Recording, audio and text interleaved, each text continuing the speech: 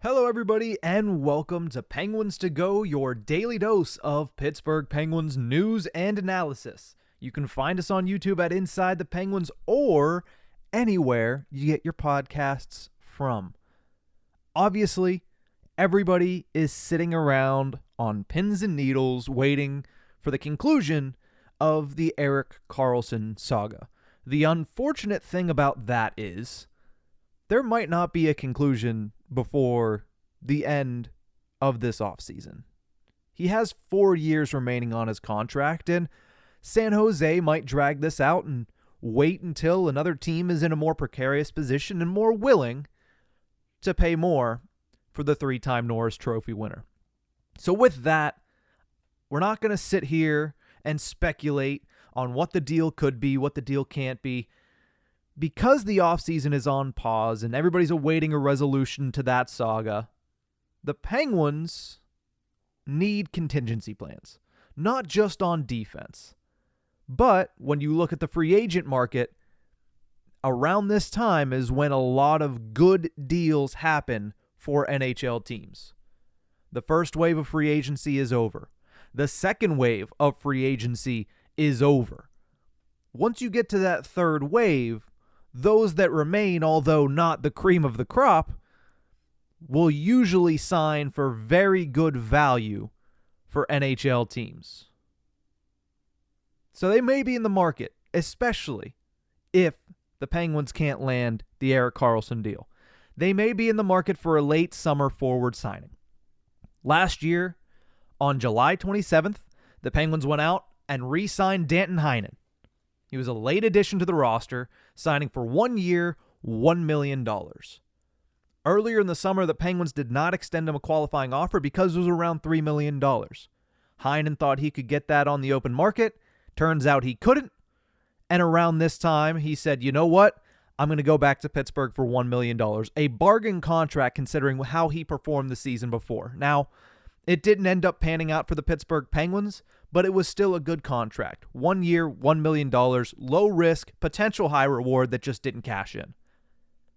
With that, here are some late summer signing candidates for the Pittsburgh Penguins that still remain on the free agent market. And I told you, it's not a pretty free agent market that remains. It usually isn't at this time of the summer, but it is slim pickings right now.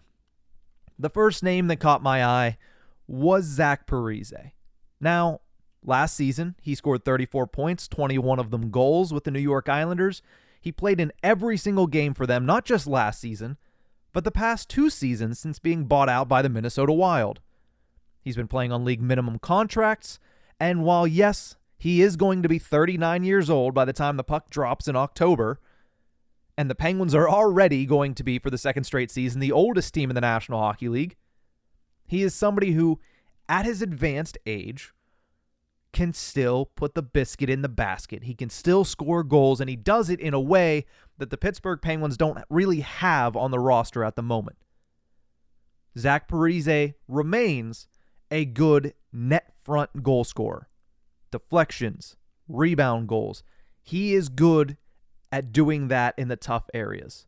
Not only that, he still has the skill set to score off the rush. He showed that last season with the New York Islanders.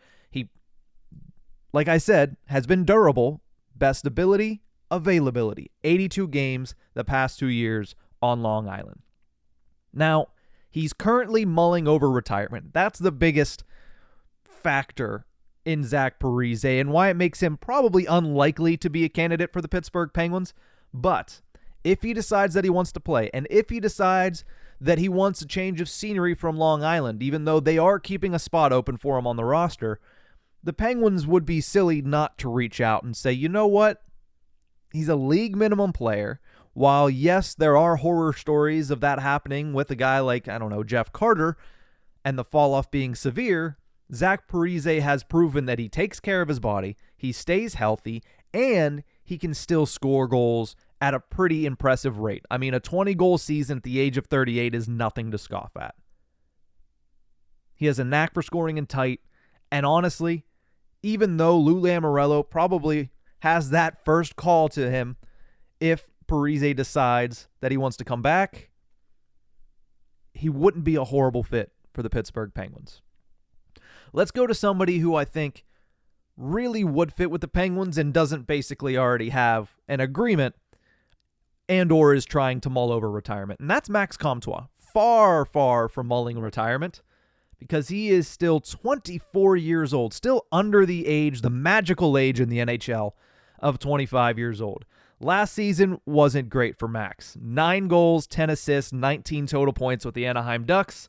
And then the Ducks, right after the season, decided against extending him a qualifying offer, and he hit the free agent market. 6'2", 215-pound forward brings a lot of weight to the Penguins' bottom six if he comes to Pittsburgh. He throws his body around, he's physical, and he does have an offensive upside. He broke out in the 2020-21 season, scoring 16 goals and 33 points for an Anaheim Ducks team that, let's face it, hasn't been offensively great for the last 5 seasons. So that was an impressive season for Mr. Comtois. But then, of course, the beginning of the next season, around November, he breaks his hand. He hasn't been the same since offensively.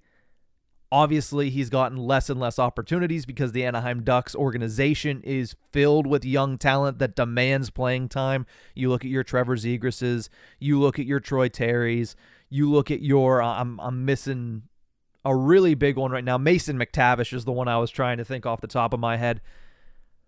But when you look at Comtois, now he's available. He was making $2 million on his last contract. He's probably going to sign for similar to what Danton Heinen did, around a $1 million deal, if not league minimum, because other than that 16-goal, 33-point season, he doesn't have the resume. But what he has that a lot of the other free agents don't have still is potential. One of the younger free agents left on the market. If you sign him, it is low risk, potential high reward if he reaches that level of projection once again. Maybe a change of scenery helps, right? We saw it when the Penguins initially acquired Danton Heinen out of Anaheim. It's not really an offensive, flourishing organization at the moment. Bring him to Pittsburgh, see what he's able to do on the third line. I think it would be a shrewd move by Kyle Dubas. Obviously, right now, there's not a lot of cap space to go around, but there are ways around that. Obviously, you can go 10% over the NHL salary cap in the summer season, and if you bring in Max Comtois, I believe it probably bounces a couple people out, not to mention that the Penguins might be down a forward or two if they end up going through with the Erik Karlsson trade. He's got to have a chip on his shoulder because the Ducks cut bait on him a couple months ago. It wouldn't be the first time the Penguins were able to revitalize somebody else's career, and it would be a very, very nice move for them, a nice feather in the cap, if they were able to do that once again with Max Comtois. The last name that I'll give you today is probably the most high-profile name that I'm going to give you today, and that's Tomas Tatar. I know what you're thinking now. What, more high-profile than Zach Parise? This offseason, yes. Tatar could probably ask for similar to what you saw Jason Zucker go for, $5.3 million. He could go anywhere, in my opinion, between 4 and 5. I just think that's where, as a player, he could go, but the market right now is just, it's not saying that at all. Last season, Tatar had 48 points, including 20 goals, his 6th 20-goal season of his career, this time with the New Jersey Devils. Probably one of the more sought-after names left on the market, like I mentioned, but a 12-year NHL vet, he wants to win a Stanley Cup, right? He wants to go to a Stanley Cup contender. And I know the Pittsburgh Penguins don't fit that mold more than a lot of teams in the league at this point. They're not considered a cup contender over, honestly, the 16 other teams that made the playoffs last year when the Penguins missed. Potentially even some of the teams that missed the playoffs last year. I mean, the Red Wings have improved. The Buffalo Sabres were really good at the end of the season last year, and they're very young, going to take another step. The Ottawa Senators had a disappointing season, but everybody is impressed with the strides that they've made over the offseason. So, yes, there are other options if Tomas Tatar wants to go to a cup contender. But if he comes to the Pittsburgh Penguins, that is a large step forward for a team that has 2 players in Crosby and Malkin that have not started to age significantly yet. They do have Chris Letang. Probably this would be a move that is made without Erik Karlsson coming to Pittsburgh, so that obviously plays a factor. And then you have to question whether or not Tristan Jarry is healthy, but we've done that all offseason long. I'm not going to get into that on this episode. But if the Penguins are unable to land Karlsson, even if Tatar ends up going for 3.5, 3.75, $4 million, a Granlund buyout pays for that right away. I know you still have to go through arbitration with Drew O'Connor before we even get to that, and the arbitration hearing is one of the last ones on the NHL's docket. I think it might actually be the last arbitration hearing on the NHL's docket this year on August 4th. We got a ways to go before that, and Tatar would have to sit on his hands and wait for that to happen. But a Granlund buyout opens up roughly $4 million in cap space, and while, yes, the grand prize right now is Erik Karlsson, not a bad contingency plan if you end up going with Tomas Tatar and adding to your bottom six scoring. Shore up the depth for the top six in case of an injury, because as of right now, yes, Alex Nylander didn't look completely out of place. But is that really the contingency plan you want to go into the season having on the right side?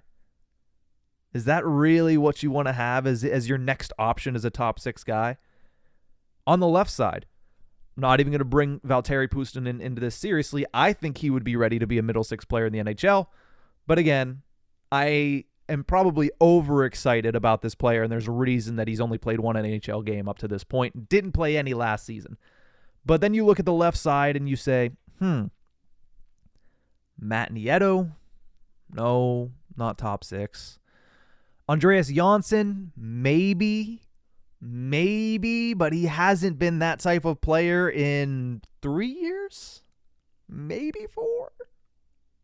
So adding Tomas Tatar would do a lot to ease the burden of the top six because, knock on wood, they were mostly healthy last season.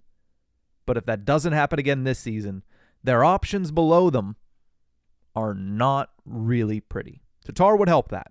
So I think that would be an interesting move. Again, not sure what the exact salary he's looking for, but he is one of the more sought-after free agents remaining on a market that doesn't have very many names worth of interest. That's going to do it for this episode of Penguins to Go. Thank you guys so much for tuning in. And remember, you can find us on YouTube at Inside the Penguins or anywhere you get your podcasts from. We'll see you guys next time.